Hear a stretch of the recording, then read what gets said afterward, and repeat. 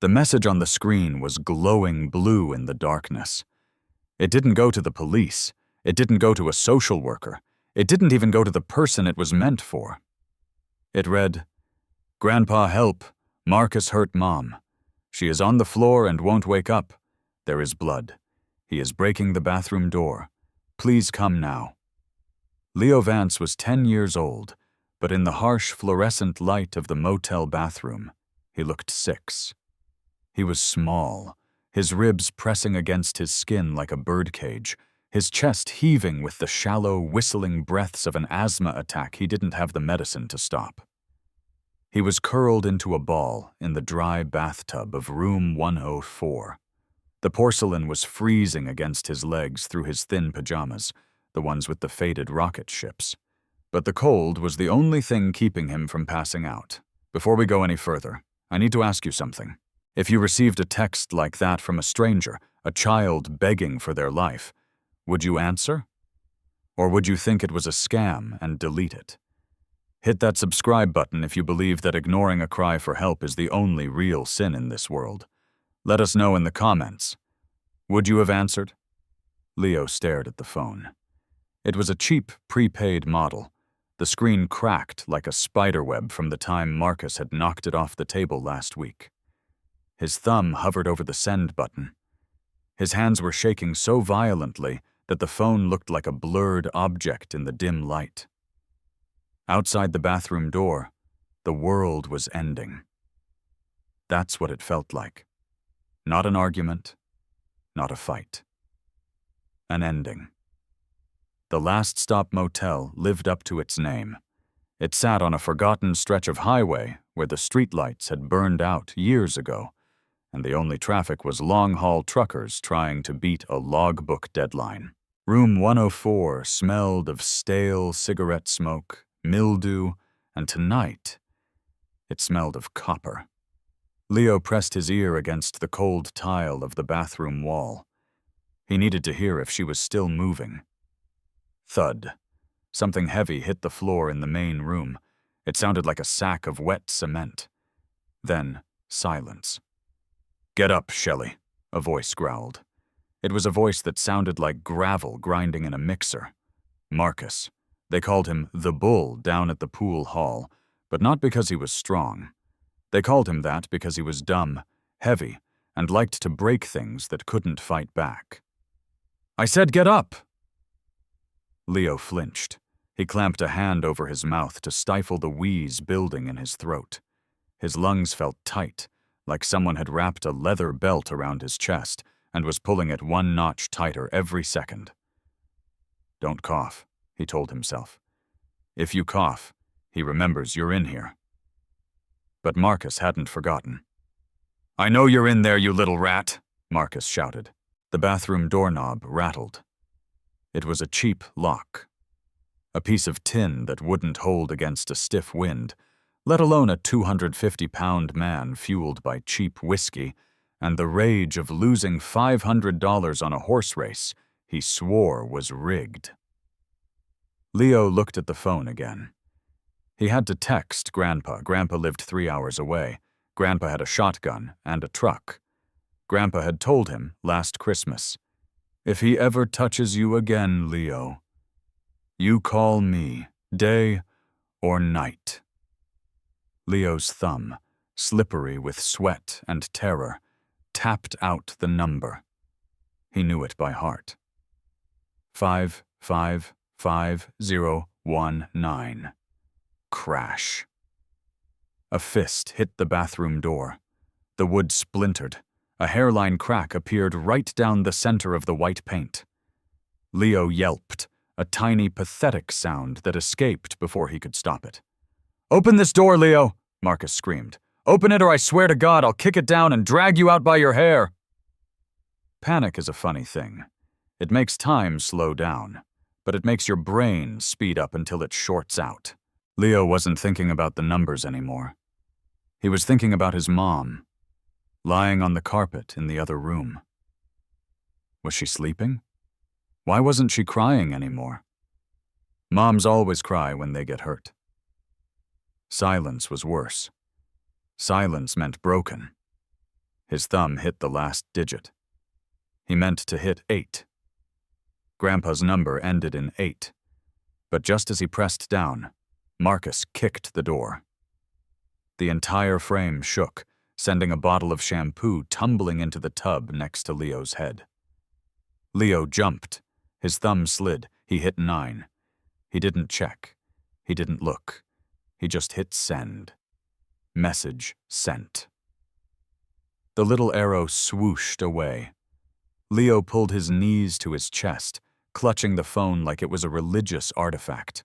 He squeezed his eyes shut and started counting. Grandpa would get the text. Grandpa would call the police. Or Grandpa would get in his truck. He just had to wait. 1, 2, 3.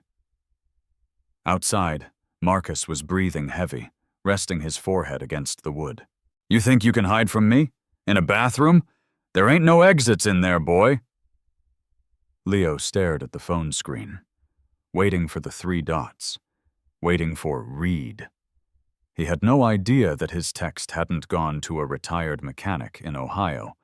It had traveled 20 miles west, bouncing off a cell tower on Rebellion Hill, and landed in the pocket of a leather vest draped over a chair in the clubhouse of the Hells Angels. Iron Ridge chapter. 20 miles away, the rain wasn't tragic.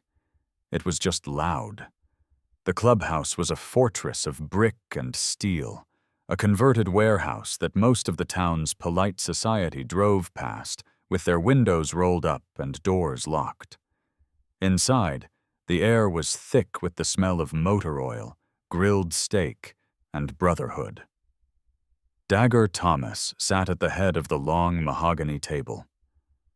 At 58 years old, Dagger was the president of the chapter, a title he'd held for 15 years.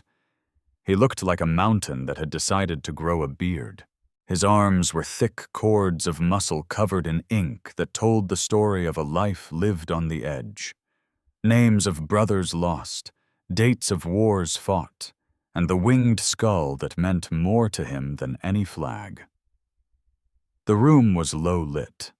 A few prospects were cleaning the bar in the corner, moving silently so as not to disturb the patched members. Reaper was over by the jukebox, arguing with Chains about whether Johnny Cash was better than Waylon Jennings. Dagger rubbed his temples. He was tired.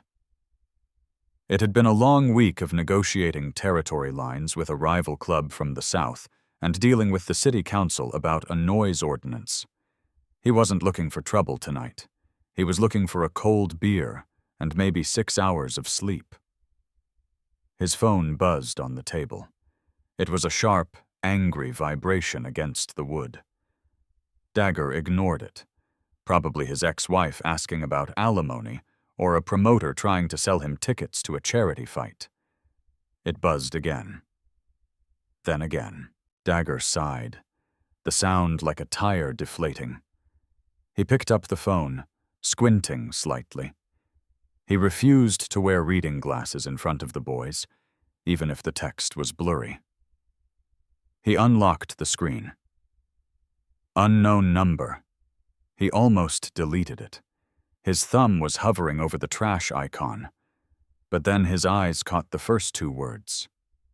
Grandpa help. Dagger froze. He didn't have grandkids. His daughter, Sheila, hadn't spoken to him in 10 years, not since he missed her wedding because he was sitting in a county jail cell for a fight he didn't start, but definitely finished. He read the rest. Marcus hurt Mom. She's on the floor and won't wake up. Dagger felt a cold drop of something that wasn't rain slide down his spine. He sat up straighter, the vertebrae popping. The noise in the clubhouse, the laughter, the pool balls clacking, the music, faded into a dull hum in his ears. There is blood. He is breaking the bathroom door. Please come now. This wasn't a prank. Kids don't prank like this.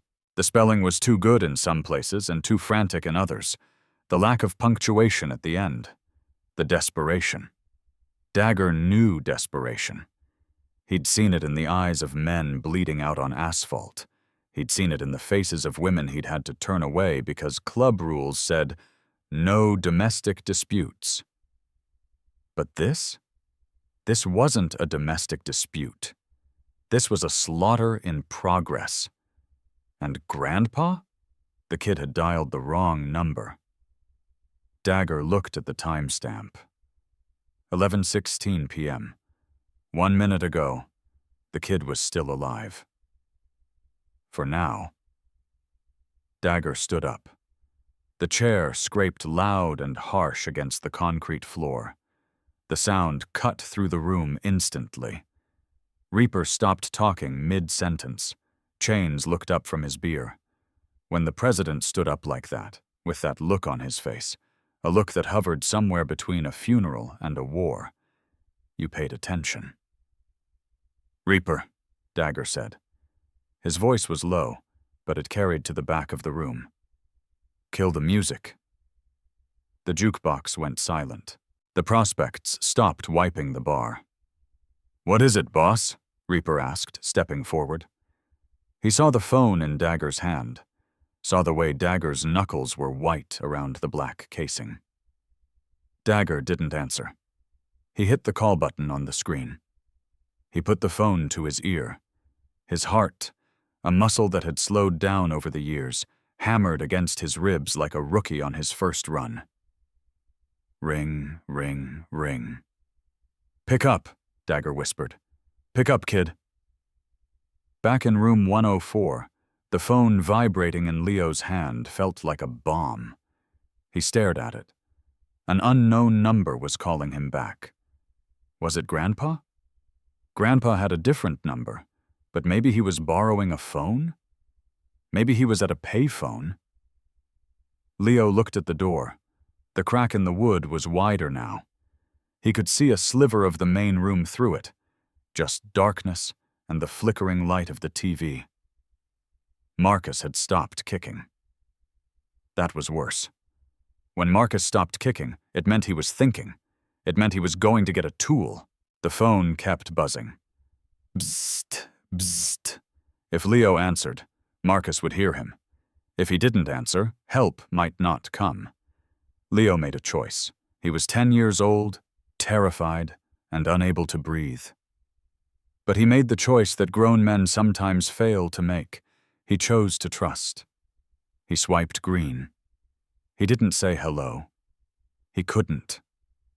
His throat was closed up with asthma and fear. He just held the phone to his ear and wheezed, a high-pitched rattling sound. "Hello?" A voice came through the speaker. It wasn't Grandpa. Grandpa's voice was high and reedy, like a wind chime. This voice was deep. It sounded like tires on gravel. It sounded like thunder. I... Leo tried to speak, but only a squeak came out. "Listen to me," the voice on the phone said. It was urgent, commanding, but strangely calm. "I got your text. You called the wrong number, son. I'm not your grandpa." Leo's world, which was already crumbling, dissolved into dust. Wrong number. He had sent his only lifeline to a stranger. He was going to die in this bathtub. Tears, hot and stinging, flooded his eyes. "Please," Leo whispered, the word barely audible. "He's gonna kill me." On the other end of the line, Dagger closed his eyes. That sound. That tiny, broken whisper. It tore through the tough leather of his soul and grabbed hold of the man underneath.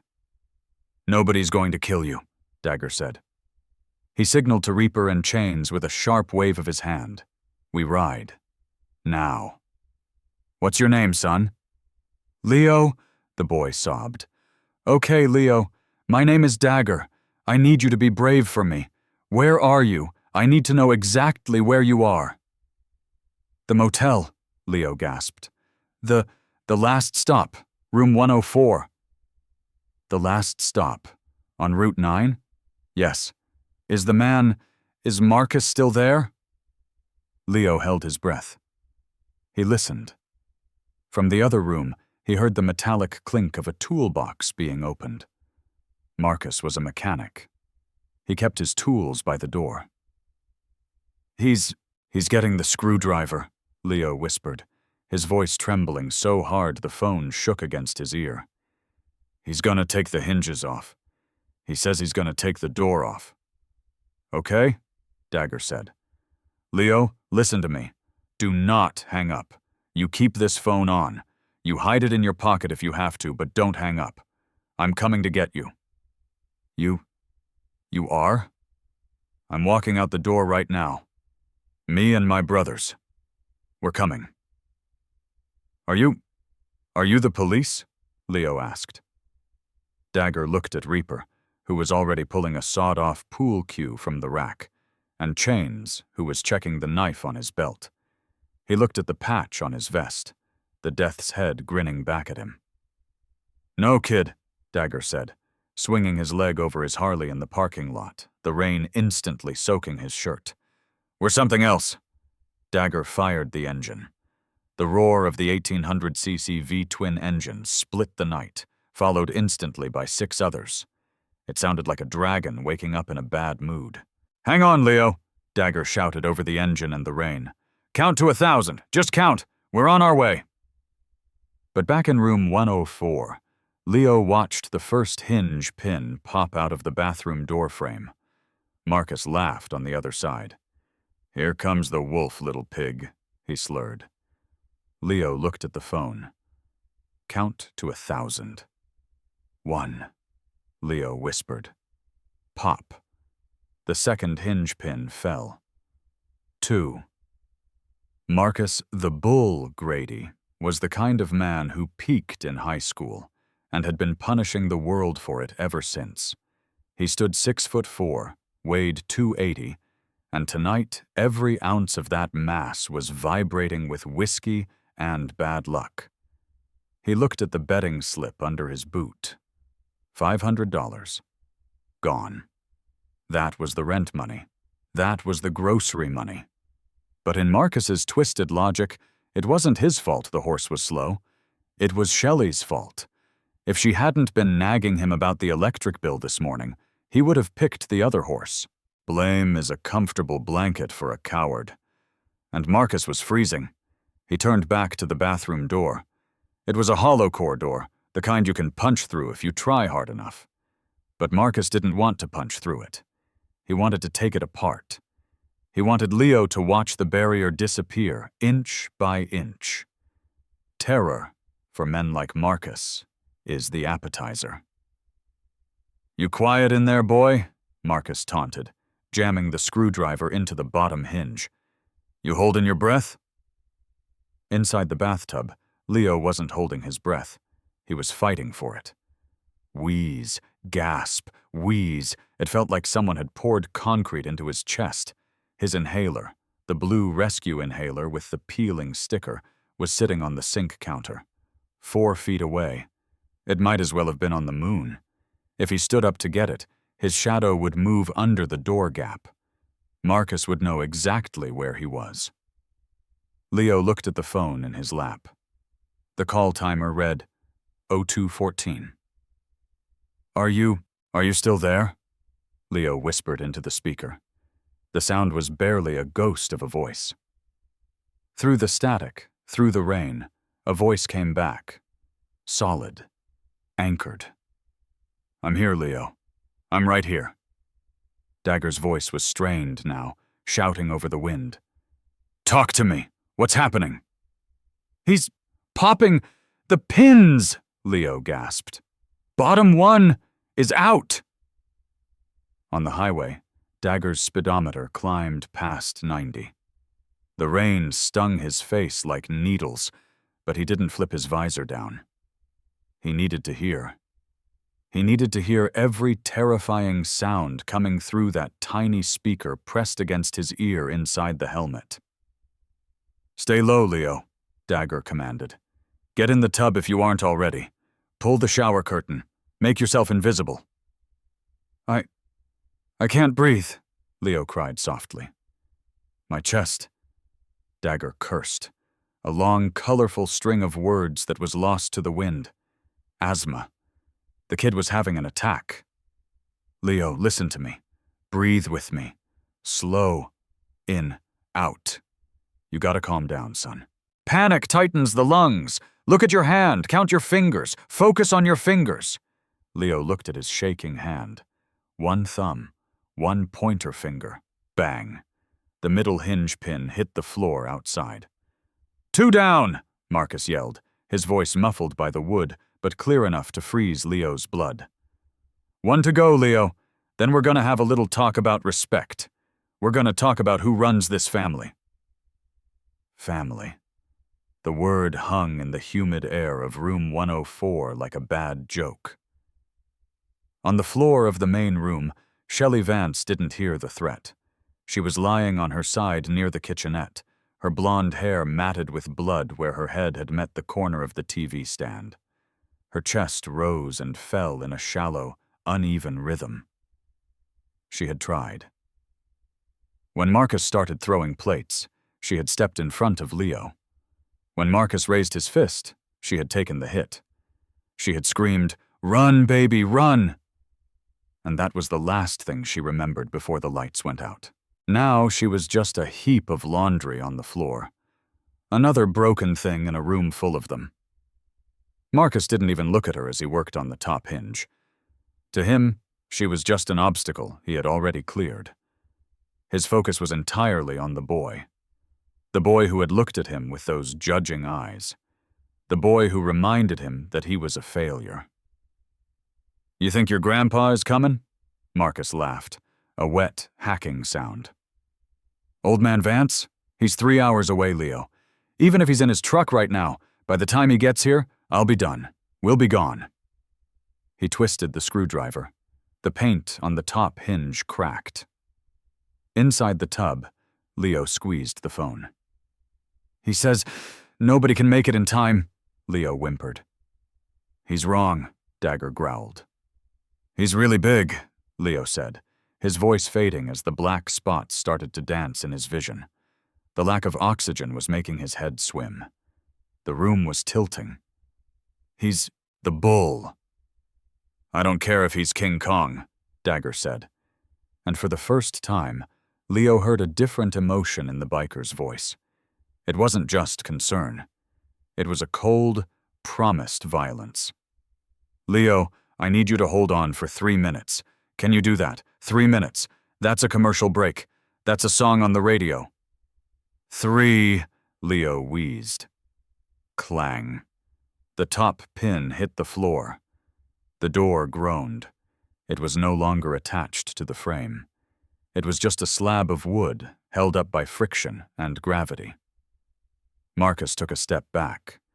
He wiped the sweat from his forehead with the back of his hand. He took a swig from the bottle of Jack Daniels sitting on the dresser. He savored the burn. He wanted this moment to last. "Ready or not," Marcus whispered. He lifted his boot and kicked. It wasn't a warning kick this time. It was a finishing move. The door didn't just open. It fell. It crashed inward, slamming against the bathroom tile with a sound like a gunshot. The noise was deafening in the small space. Dust and drywall flew into the air. Leo screamed. He couldn't help it. He curled tighter into the fetal position, pulling the plastic shower curtain over him like a shield, as if a thin sheet of vinyl could stop a monster. Marcus stepped into the bathroom. The frame was too small for him. He had to duck slightly. He loomed over the scene, breathing heavy, smelling of old booze and aggression. He saw the shower curtain trembling. He saw the blue inhaler on the sink. He swiped it off with a casual backhand. It clattered across the floor and slid behind the toilet, out of reach. "Found you," Marcus grinned. He reached for the curtain. On the phone, buried under Leo's ear, Dagger heard the crash. He heard the scream. He heard the heavy footsteps on the tile. And then, Dagger heard something else. He heard his own tires screeching as he drifted sideways off Route 9 and into the gravel lot of the Last Stop Motel. "Leo!" Dagger shouted into the phone. "I'm outside! I'm at the door!" But Leo couldn't answer. Marcus had ripped the shower curtain back. The plastic rings snapped, pinging off the walls. Leo looked up, eyes wide, lungs burning, staring straight into the red-rimmed eyes of the man who was supposed to take care of them. Marcus reached down, his hand massive, closing around Leo's pajama collar. "Give me that phone." Leo's grip tightened. "No." "I said give me the—" Marcus stopped. He stopped because the room suddenly wasn't dark anymore. Through the bathroom window, a small, frosted square of glass high on the wall, a light had appeared. It was blindingly bright. White, intense, and growing brighter. Then came the sound. It wasn't thunder. It wasn't rain. It was the low, guttural rumble of 7 Harley-Davidson engines idling directly outside the motel room window. The sound vibrated the toothbrush holder off the sink. It shook the floorboards under Marcus's boots. It was the sound of consequences arriving. Marcus froze, his hand still gripping Leo's collar. He looked at the window. "What the hell?" Then, the front door of room 104, the main door to the parking lot, didn't get knocked on. It didn't get kicked. It exploded. To understand what was about to happen at the Last Stop Motel, you have to understand the men who were coming. 15 minutes earlier, the Iron Ridge Clubhouse had been a place of rest. But the moment Dagger stood up and said the words, "kid in trouble," the temperature in the room dropped 10 degrees. There is a specific kind of silence that falls over a group of men who have seen combat. It's not the silence of hesitation. It's the silence of calibration. They were switching gears. "Reaper," Dagger barked, moving toward the heavy steel door. "Grab the crash kit. The text said the mom is down, won't wake up. That means head trauma or worse." Reaper didn't ask questions. The 68-year-old Vietnam veteran, a man who had treated shrapnel wounds in the jungle with nothing but duct tape and prayer, was already moving behind the bar. He pulled out a red canvas bag marked with a white cross. It wasn't a standard first aid kit with band-aids. This bag had tourniquets, clotting gauze, and airway tubes. "Chains," Dagger continued, not breaking stride. "You're on point. We don't know if this guy is armed. If he has a gun, you put him down. If he doesn't have a gun, you put him down harder." Chains, a man whose biceps were wider than most men's thighs, simply nodded. He reached into his locker and pulled out a heavy length of industrial chain with a padlock welded to the end. He looped it onto his belt. It was a crude weapon, medieval even, but in the close quarters of a motel room, it was more effective than a pistol. "What about the cops?" asked Tiny, a younger member who had only been patched in for 6 months. "If we roll up 6 deep and start breaking doors, the sheriff is going to be all over us." Dagger stopped. He turned, his hand on the door handle, rain already lashing against the metal from the outside. He looked at Tiny. "The sheriff is 20 minutes away," Dagger said, his voice flat. "That kid has maybe 5. You want to wait for the law, or you want to save a life?" Tiny grabbed his helmet. "I'm rolling." They moved into the parking lot like a single organism. 7 men. 7 machines. Dagger threw his leg over his custom softail. The bike was black, stripped of all chrome, designed to disappear in the dark. He plugged his phone into his helmet comms system. This was the lifeline. This was the thread connecting him to Leo. "Crank 'em!" Dagger shouted. The sound was physical. It hit you in the chest. 7 V-twin engines roared to life simultaneously, a synchronized explosion of fuel and air. The ground vibrated. Dagger didn't wait for the engine to warm up. He kicked it into gear and tore out of the lot, the rear tire spinning on the wet asphalt before catching traction. Riding a motorcycle in a storm at night is an act of faith. The rain hits your visor like gravel. The road markings disappear under the glare of oncoming headlights. Hydroplaning is a constant threat. One patch of oil, one slick spot, and you're sliding into a guardrail at 80 miles an hour. But tonight, nobody tapped the brakes. They rode in a flying V formation, dagger at the tip of the spear. They took up both lanes of Route 9. A semi-truck coming the other way flashed its high beams and blasted its horn, but the bikers didn't flinch. They held their line. The truck swerved onto the shoulder to let them pass. Inside his helmet, Dagger was listening to Leo's breathing. Wheeze, gasp. It sounded like a bellows with a hole in it. Every gasp was a struggle. Dagger's grip on the handlebars tightened until his leather gloves creaked. He wasn't just angry. He was haunted.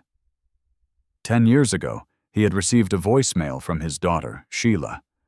She had been crying, asking for money to leave a bad boyfriend. Dagger had been busy. He had been handling club business. He called her back 2 days later. By then, she was gone. Moved out of state. Lost to him. He never forgave himself. He had protected this town, protected his brothers, protected his territory, but he hadn't protected his own blood. Not tonight, Dagger thought, leaning hard into a curve, the foot peg scraping sparks against the pavement. Not this time. 2 minutes out, Dagger shouted over the comms to his crew. Kill the lights when we hit the gravel. I want to blindside him. Copy. Reaper's voice crackled in his ear and the neon sign of the Last Stop Motel appeared in the distance.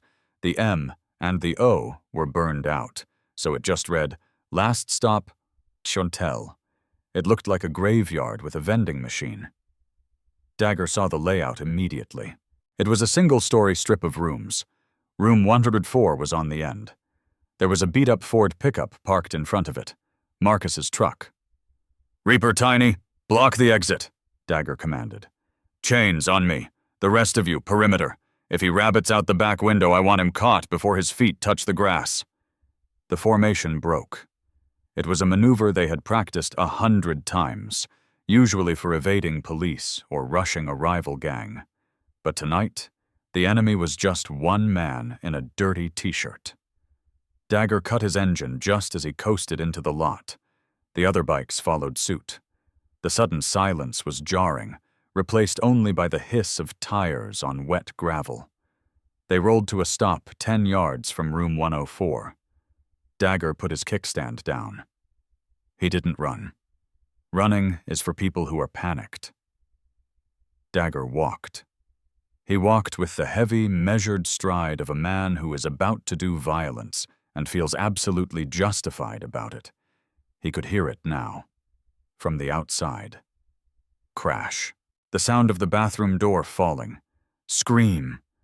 Leo's voice, high and terrified. Dagger's walk turned into a sprint, but not a chaotic sprint, a charge. He reached the front door of room 104. It was locked. A deadbolt. Chains was right beside him. Chains didn't bother with the lock. He stepped back, raised his size 14 boot, and drove his heel directly next to the doorknob. Crack. The door didn't just open. It disintegrated. The frame splintered, sending wood flying into the room. The wind and rain rushed into the room behind them, but the storm outside was nothing compared to the storm that just walked in. Dagger stepped over the threshold, his eyes scanning the room in a millisecond. Woman down on the left, unconscious, blood, bad guy on the right, in the bathroom doorway, holding a kid. Marcus turned, blinking in the sudden light from the high beams outside. He looked at Dagger. He looked at the 6 other men crowding into the small doorway behind him, water dripping from their leather cuts, eyes hidden behind dark glasses or narrowed in pure disgust. Marcus dropped Leo's collar. His mouth opened. but no words came out. Dagger lowered his phone from his ear. He looked at the trembling boy in the bathtub. Then he looked at the giant man standing over him. "You must be the bull," Dagger said. His voice was terrifyingly quiet. "And we," Chains added, unhooking the heavy steel lock from his belt, "we're the slaughterhouse." There is a myth that bullies are brave. We see them loud, imposing, taking up space. But the physics of a bully are simple. They are only hard on the outside because they are hollow on the inside. Marcus Grady had spent his life terrifying women and children. He was big. He was loud. But when the door to room 104 exploded inward and 5 wet, leather-clad men stepped into his living room, Marcus shrank. He looked at the screwdriver in his hand. Then he looked at Chains. Chains was standing 3 feet away. He didn't have a weapon drawn. He didn't need one. He just stared at Marcus with the bored expression of a man who takes out the trash on Tuesdays.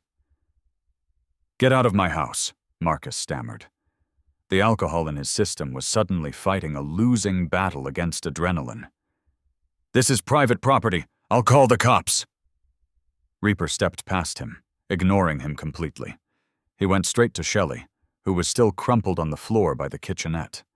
He knelt down, his movements precise, checking her pulse, lifting her eyelids. "She's breathing," Reaper called out. "Pupils are uneven. Concussion.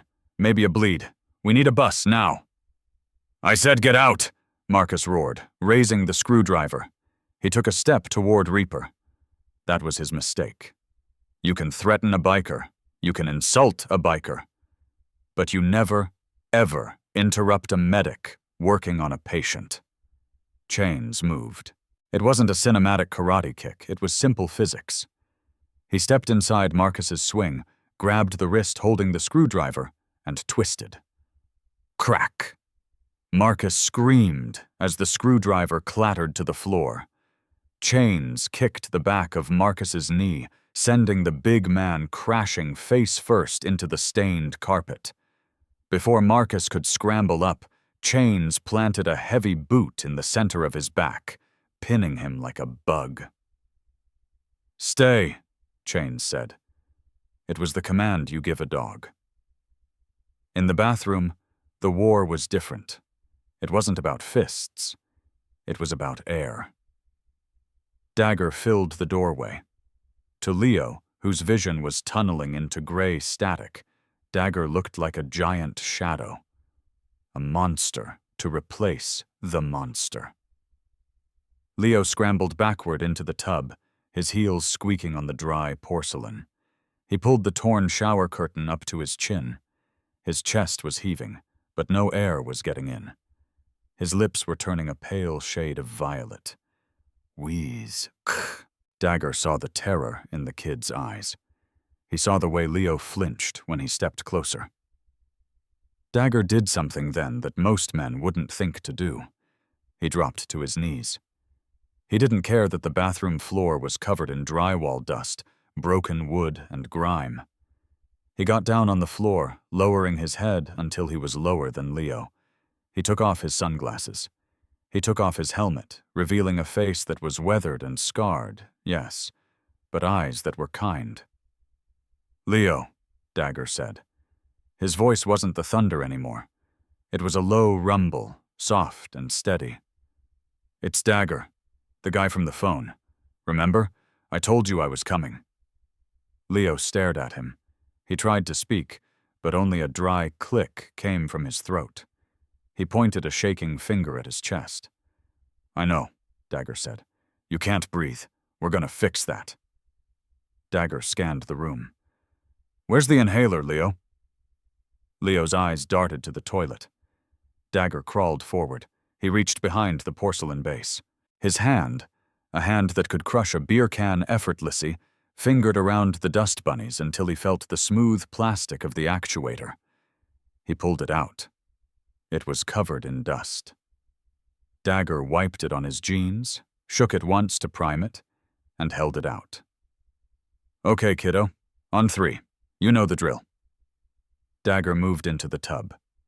He didn't grab Leo. He didn't force him. He just sat on the edge of the porcelain, invading the space just enough to help. 1, 2, 3. Dagger pressed the canister as Leo gasped. The mist sprayed. Leo sucked it in. He held it. His small body shuddered, fighting the instinct to cough. Good job, Dagger whispered. Hold it. Let it work. Let it open everything up. A few seconds passed. Agonizing seconds. Then Leo exhaled, a long, shaky breath that sounded a little less like a whistle and a little more like life. 1 more, Dagger said, just to be safe. They did it again. Color started to return to Leo's cheeks. The panic in his eyes began to recede, replaced by exhaustion and confusion. He lowered the shower curtain. He looked at Dagger, really looked at him, taking in the patches, the beard, the rain dripping from his nose. Is my mom dead? Leo whispered. The question was so blunt, so heartbreakingly direct, that Dagger flinched. No, Dagger said firmly. Reaper is with her. Reaper is the best medic I know. He kept me alive in places a lot worse than this. And Marcus? Marcus is taking a nap, Dagger said, glancing toward the other room where Marcus was currently groaning under the weight of Chain's boot. He isn't going to hurt anyone tonight, or ever again. Leo slumped against the tile wall. The adrenaline was leaving his body, leaving him limp. He started to shiver. The adrenaline crash, combined with the cold dampness of the bathroom, was setting in. Dagger unzipped his leather vest, his cut. This was sacred property. You didn't let anyone touch your cut. It was the flag of your nation. Dagger took it off. It was heavy, warm from his body heat, and smelled like rain and leather. He wrapped it around Leo's shoulders. The vest was massive. It swallowed the 10-year-old boy whole. The president patch on the front hung down to Leo's knees. There, Dagger said, pulling the collar up around Leo's neck. Armor. It's heavy, Leo murmured, clutching the leather with both hands. It's supposed to be, Dagger smiled. World's a heavy place, kid. Sometimes you need a little help carrying it. Out in the main room, the sound of sirens finally cut through the storm. Blue and red lights began to flash against the rain-streaked window, mixing with the white headlights of the bikes. The sheriff was here. Tiny, who was standing guard at the door, turned to Dagger as he emerged from the bathroom, carrying Leo in his arms. Cops are here, boss, Tiny said. Sheriff Miller just pulled up. He looks pissed. Dagger adjusted Leo in his arms. The boy had buried his face in Dagger's t-shirt, refusing to look at Marcus as they walked past. Let him be pissed, Dagger said calmly. We did his job for him. Sheriff Miller, a man with a potbelly and a tired expression, burst through the shattered doorway, his service weapon drawn but pointed at the floor. He saw the scene immediately. The broken door. The unconscious woman being tended to by a biker. The massive assailant pinned to the floor by another biker. And the president of the Hells Angels standing in the middle of it all, holding a child wrapped in his colors. Miller holstered his gun. He sighed. He knew Dagger. They went back 20 years. Dagger, Miller nodded. You want to tell me why you tore my town apart at midnight? Wrong number, Dagger said, not stopping as he walked toward the door.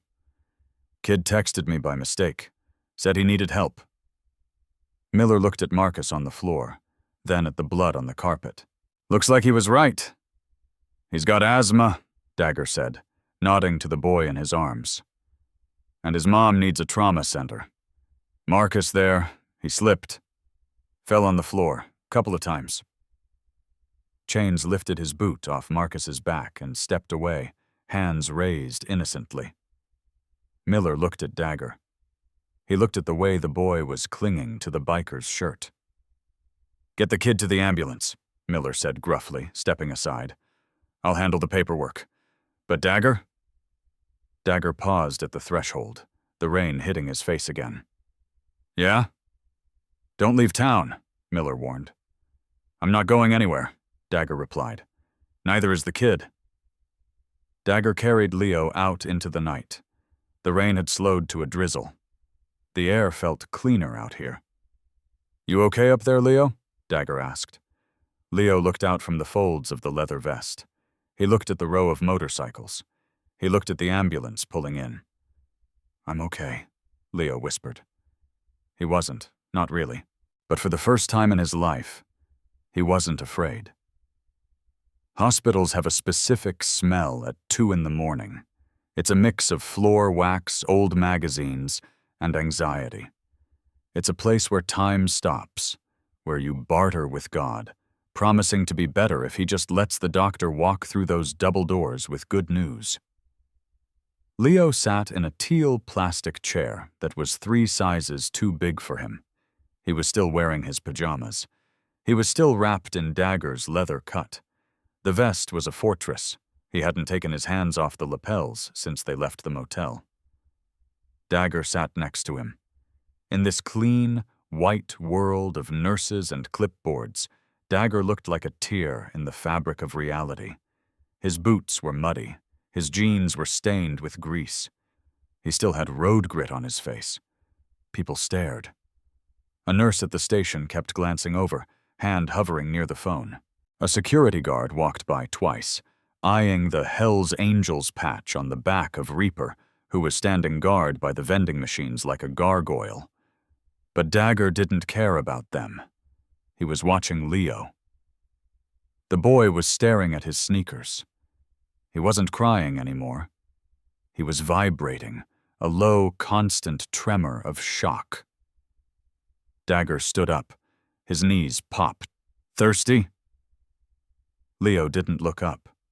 He just shrugged, a tiny movement inside the heavy leather. Dagger walked to the vending machine. He fished a crumpled dollar bill from his pocket. He didn't buy a soda. He bought a hot chocolate. The machine whirred and spit out a paper cup filled with brown sludge that smelled vaguely of sugar. He walked back and sat down. He held the cup out. "It's terrible," Dagger said softly. "But it's warm." Leo looked at the cup. His hands emerged from the vest, fingers still trembling. He took it. He took a sip. The heat seemed to ground him, pulling him back from wherever his mind had drifted.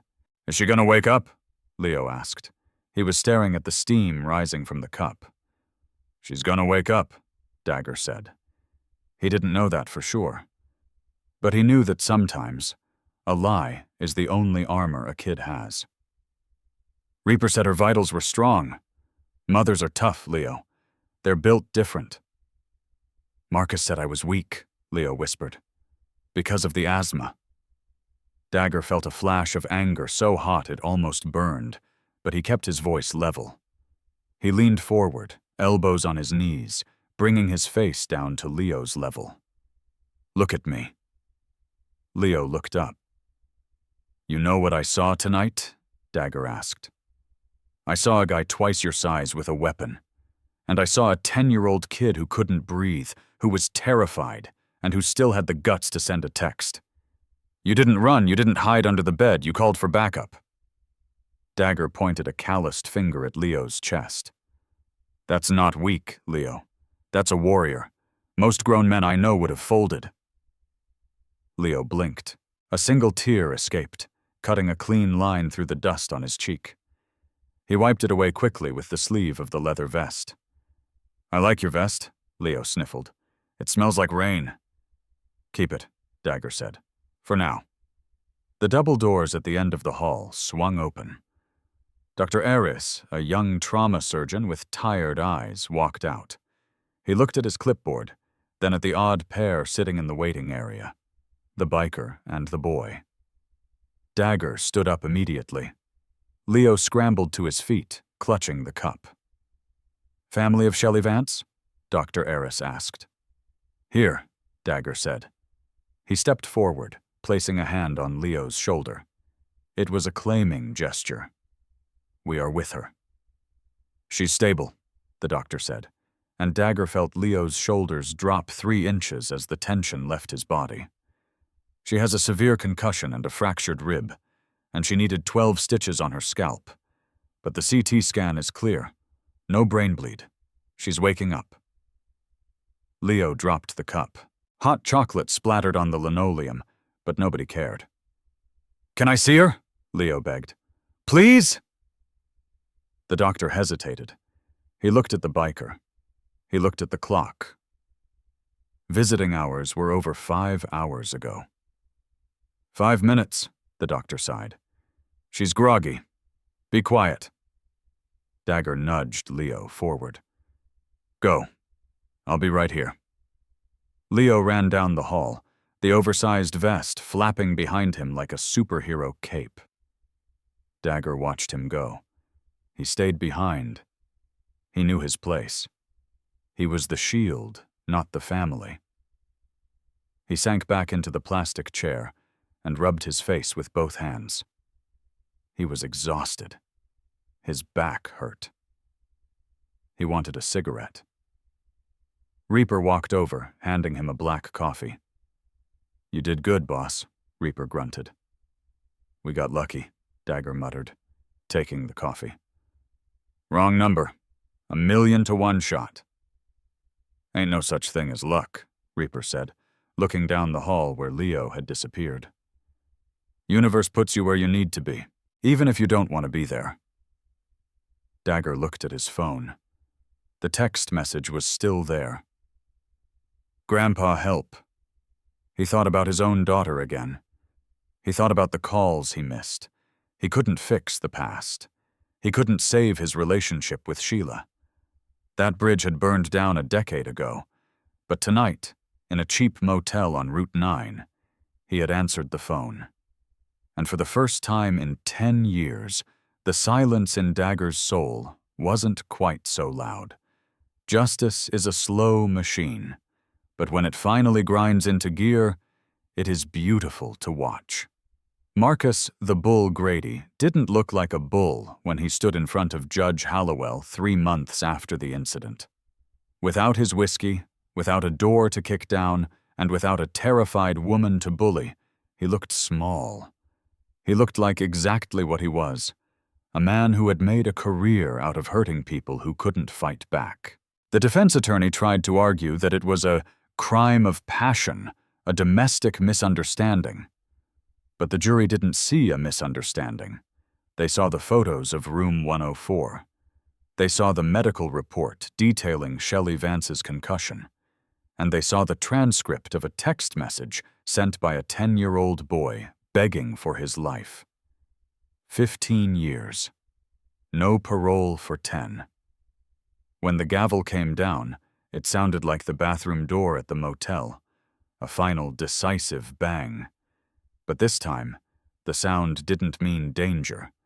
It meant it was over. Marcus was led away in handcuffs, and for the first time in her life, Shelley Vance didn't flinch when a man raised his voice. She was too busy looking at her son. Recovery isn't a straight line. It's a winding road. For the first month, Leo slept with the light on. He flinched when doors slammed. He kept his inhaler in his pocket every second of the day, tapping it like a nervous tick. But Dagger didn't disappear. The Hell's Angels' Iron Ridge chapter had a new rule, unwritten but understood. The Vances were off limits to the world, but they were family to the club. Shelley got a job running the front office at Wrench's Auto Body, a shop protected by the club. It wasn't charity. She was good at it. She organized the books, managed the schedules, and for the first time, she had a paycheck that nobody could take from her to gamble on horses. And Leo?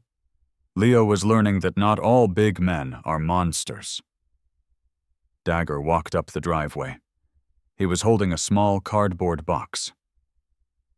"You missed a spot," Dagger said, pointing to the rear fender of his bike, which Leo had been scrubbing. Leo grinned. The asthma hadn't gone away. It never would completely, but he stood taller now.